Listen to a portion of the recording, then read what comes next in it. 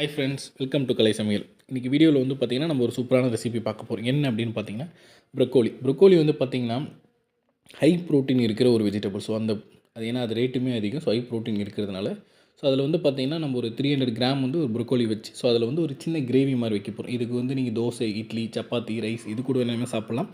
So அந்த recipe எப்படி பண்ணுறது வீடியோக்குள்ளே பார்க்கலாம் வாங்க.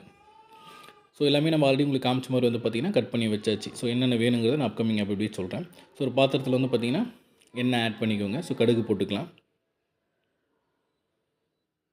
எண்ணெய் கொஞ்சம் சூடானதுக்கப்புறம் வந்து பார்த்திங்கன்னா கடுகு போட்டுக்கோங்க. ஸோ கடுகு பொரிஞ்சு வந்ததுக்கப்புறம் வந்து பார்த்திங்கன்னா நம்ம கட் பண்ணி வச்சுருக்க வெங்காயம். நான் வந்து பார்த்திங்கன்னா ஒரு 2 வெங்காயம் எடுத்திருக்கேன். இந்த ப்ரொக்கோலி கிரேவி செய்கிறதுக்கு வந்து பார்த்திங்கன்னா நான் ஒரு 2 வெங்காயம் எடுத்திருக்கேன். ஸோ அந்த 2 வெங்காயத்தை பொடியாக கட் பண்ணி வச்சுருக்கேன். ஸோ அதை ஆட் பண்ணிக்கோங்க. ஸோ ஆனியன் வந்து பார்த்திங்கன்னா எப்பயும் போல் பொன்னிறமாக ஓரளவுக்கு கொஞ்சம் லைட்டாக வதக்கி விட்டுக்கோங்க.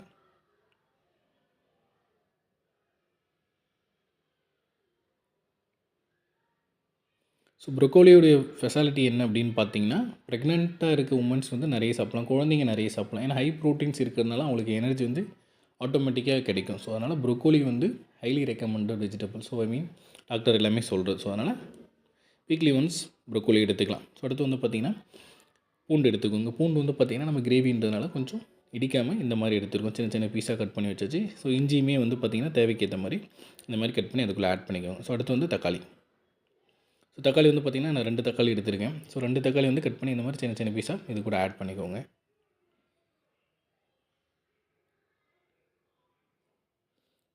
ஒரு 2 to 3 நிமிஷம் வந்து பார்த்திங்கன்னா மீடியம் ஃப்ளேம்லேயே வந்து கொஞ்சம் நல்லா வதக்கி எடுத்துக்கோங்க.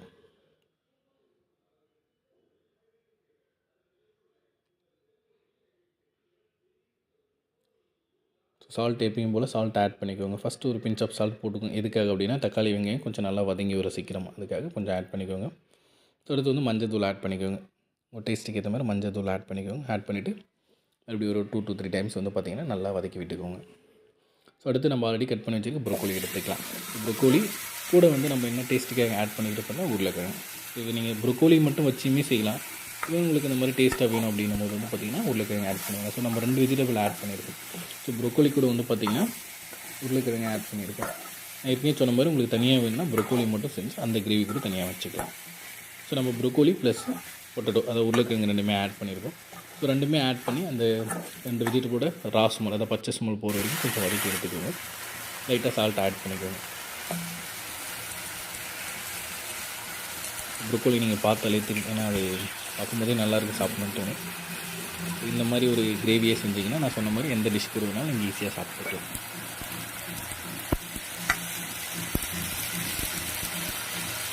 ஸோ அடுத்து வந்து சால்ட் ஆட் பண்ணியாச்சு. ஸோ கூட வந்து பார்த்திங்கன்னா அடுத்து மிளகாய் தூள் ஆட் பண்ணிக்கலாம். ஸோ இதுக்குமே நீங்கள் வந்து மல்லித்தூள் வேணுன்னா மல்லித்தூள் ஆட் பண்ணிக்கலாம். காரம் உங்களுக்கு தேவை அப்படின்னா மல்லித்தூள் டேஸ்ட்டாக ஆட் பண்ணிக்கலாம். நம்ம வெறும் சில்லி பவுடர் மட்டும் ஆட் பண்ணியிருக்கோம். ஸோ ஆட் பண்ணிவிட்டு கொஞ்சம் நல்லா கிளறி விட்டுக்கோங்க. அடுத்து ஒரு 2 டம்ளர் அளவுக்கு வாட்டர் ஆட் பண்ணிக்கலாம்.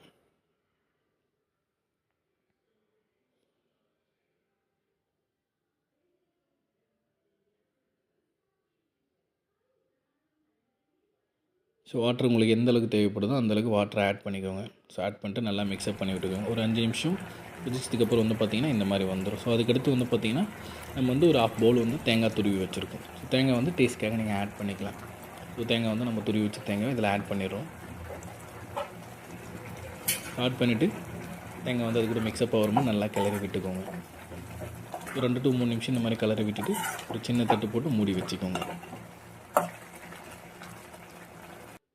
ஒரு 5 நிமிஷம் கழித்து இந்த மாதிரி திறந்தோம் நல்லா வெந்திருக்கும், நம்ம பார்த்தாலே தெரியும். ஸோ அது கூட எடுத்து வச்சுருக்கேன் கொத்தமல்லி தழை இருக்குல்லையே, ஸோ கட் பண்ணி வச்சு ஸோ இதில் ஆட் பண்ணிக்கோங்க. ஸோ ஆட் பண்ணிவிட்டு ஒரு 2 to 3 டைம்ஸ் வந்து நல்லா கிளறிட்டு இருக்குனீங்கன்னா சூப்பரான ப்ரொக்கோலி ப்ளஸ் உருளைக்கிழங்கு கிரேவி ரெடி. இது ஏற்கனவே நான் சொன்ன மாதிரி நீங்கள் எந்த டிஷ் கூட வேணாலும் சாப்பிடலாம். அதாவது ரைஸ், சப்பாத்தி, தோசைக்கு எல்லா கூடமே சாப்பிடலாம். குழந்தைங்களுக்கு ஹை ப்ரோட்டீன் இருக்கனால தாராளமாக கொடுக்கலாம். ஸோ இந்த வீடியோ கண்டிப்பாக உங்களுக்கு பிடிச்சிருக்கும் நம்புறோம். மறக்காமல் இந்த வீடியோ உங்களுக்கு பிடிச்சிருந்தா உங்கள் ஃப்ரெண்ட்ஸ் கூட ஷேர் பண்ணுங்கள், ஒரு லைக் பண்ணுங்கள், நம்ம சேனலை சப்ஸ்கிரைப் பண்ணுங்கள். மீண்டும் இன்னொரு வீடியோவில் பார்க்கலாம். தேங்க்யூ ஃபார் வாட்சிங் கலை சமையல். தேங்க்யூ.